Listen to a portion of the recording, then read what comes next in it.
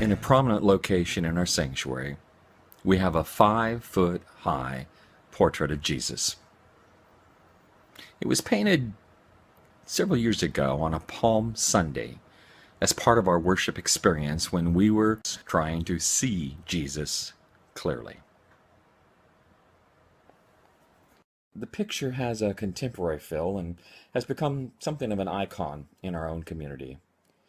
It is also the reason for this devotional narrative, Book 1, for Ordinary Time. The truth is, there's nothing ordinary about this season of the church year.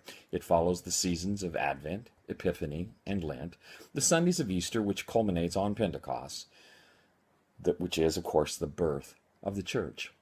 And Pentecost pours out into ordinary time, that season in which we live now, the story of God in our own lives and cities and villages, in this postmodern time as the world awakens to yet another series of twists and turns in the way we think and see each other and our world.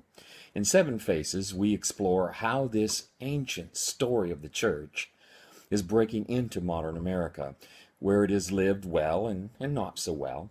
We'll look at some of the new places Jesus is showing up, shaking the church up a bit and preparing a new millennial generation with living out his story. The faces of Jesus that we live and explore come in small daily bites, 30 stories, 57 writings spread out over 63 days of devotions, reflective reading, feeling, thinking, praying. And it is my hope that you and I will live radically this Jesus life in whatever tradition God has placed us. And a man has sought it from the start. I felt it when I let you in. Now peace on earth lives in my heart. Peace on earth lives in my heart. Let there be peace on earth.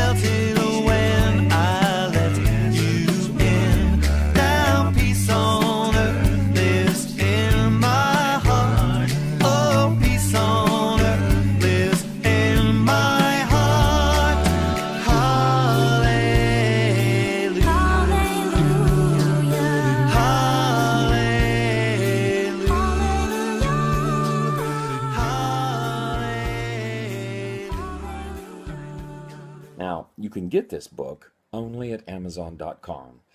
Simply type in my name, Terry Mattson, and all my books will pop.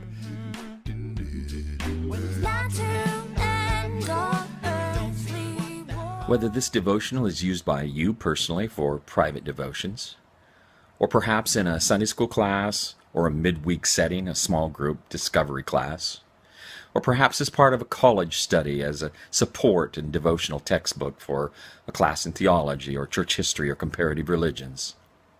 It is my hope that all of us together will flesh out Jesus well.